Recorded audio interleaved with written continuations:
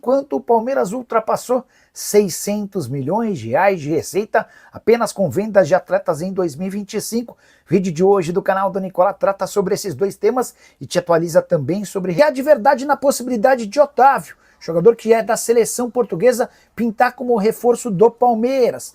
Quero trazer uma comparação entre os salários de Leonardo Jardim do Cruzeiro e Abel Ferreira no Palmeiras, últimas de mercado, bastidores, finanças e muito mais. Fala aí pessoal, sou Jorge Nicola, bem-vindos a mais um vídeo, bem legal ter vocês por aqui. Sem perder tempo, pedir para deixar like, se inscrever no canal e ativar as notificações.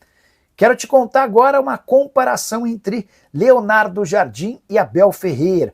Os dois técnicos portugueses que fazem mais sucesso no futebol brasileiro nesse momento estão separados por uma grande quantia financeira. É que o Abel Ferreira ganha 3 milhões de reais por mês de salário no Verdão, enquanto o recém-contratado Leonardo Jardim, com muito menos tempo de casa, ganha 1,5 milhão de reais por mês no Cruzeiro.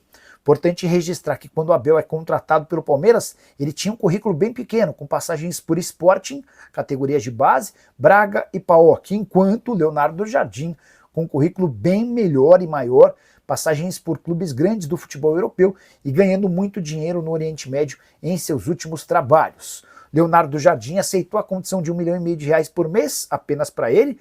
O Abel Ferreira hoje tem 3 milhões de reais por mês, apenas para ele. O restante das comissões técnicas não entram nessa conta.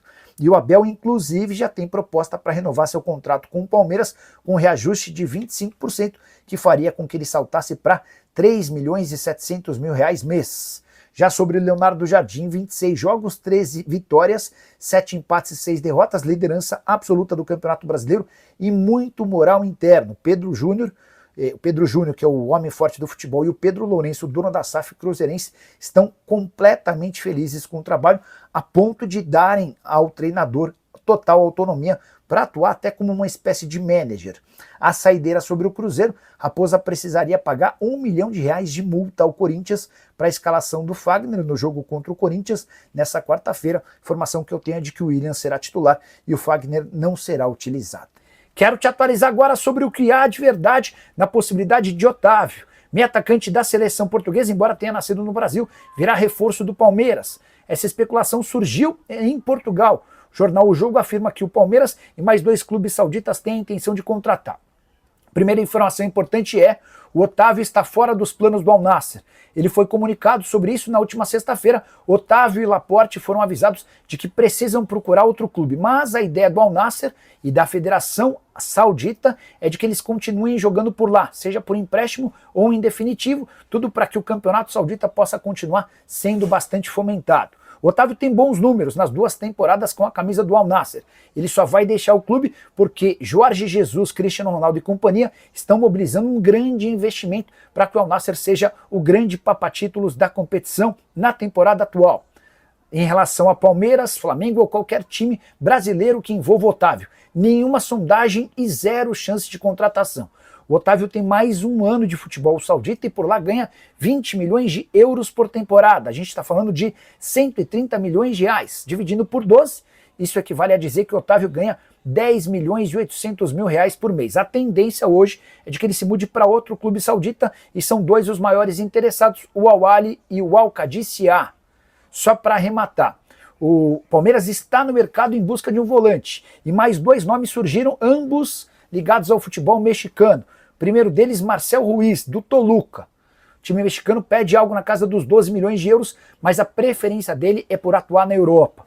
Outro que foi especulado recentemente, Nelson de Ossa, pertence ao Monterrey, operação ainda mais cara de algo na casa dos 16 milhões de euros. Qualquer novidade sobre volante a gente volta para contar para vocês, beleza? E o Palmeiras ultrapassou a marca de 600 milhões de reais com vendas de atletas apenas em 2025.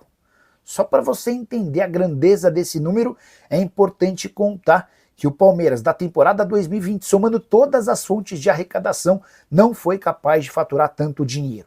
13 times da Série A do Brasileiro do ano passado também ficaram com receita total inferior ao que o Palmeiras faturou apenas com vendas de atletas em meia temporada. E o principal vem agora, foram apenas 3 negócios. Do Estevão, 262 milhões de reais, do Vitor Reis, 219 milhões de reais e do Richard Rios, 136 milhões de reais.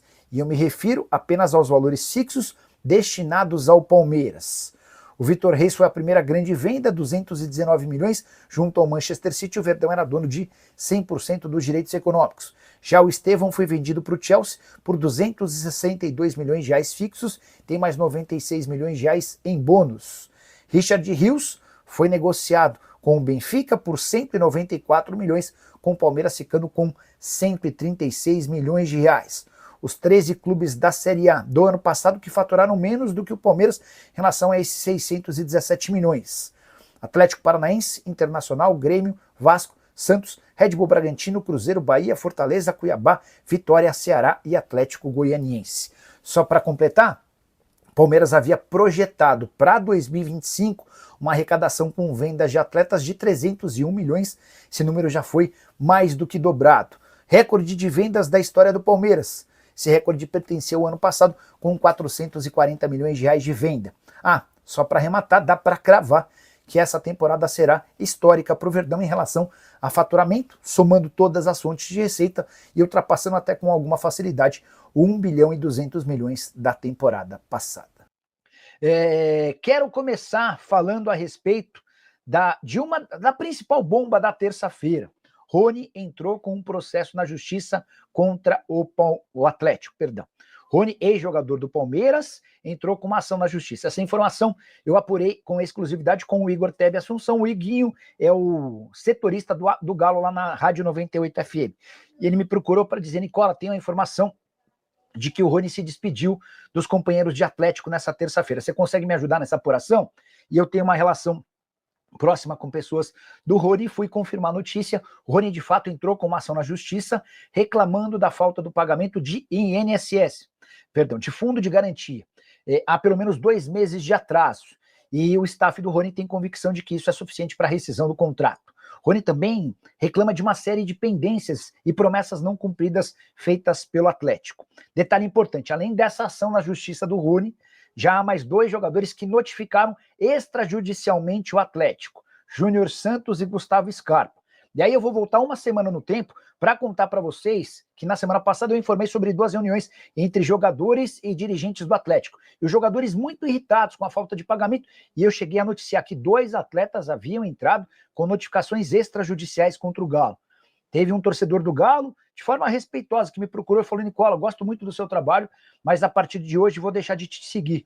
Porque quando você fala de 2 jogadores e não cita os nomes, você me passa a impressão de que você está especulando e querendo criar crise. Quando, na verdade, eu tinha o nome dos 2 atletas, mas como eu não consegui a confirmação com eles, eu não poderia ser leviano de colocar o nome dos caras. Agora é oficial, dá para cravar. O Gustavo Scarpa e o Júnior Santos notificaram extrajudicialmente o Atlético. E se o Galo não fizer o pagamento nos próximos dias, eles devem recorrer ao mesmo caminho feito pelo Rony, que foi a justiça pedindo a quebra do contrato. E aí, só para vocês entenderem, se o Rony consegue essa liminar, além de o Atlético nunca mais recuperar os 6,5 milhões de euros investidos quando da sua compra em fevereiro, o Atlético também é condenado a um pagamento de uma série de indenizações ao Rony, cujo contrato só se encerra em dezembro de 27.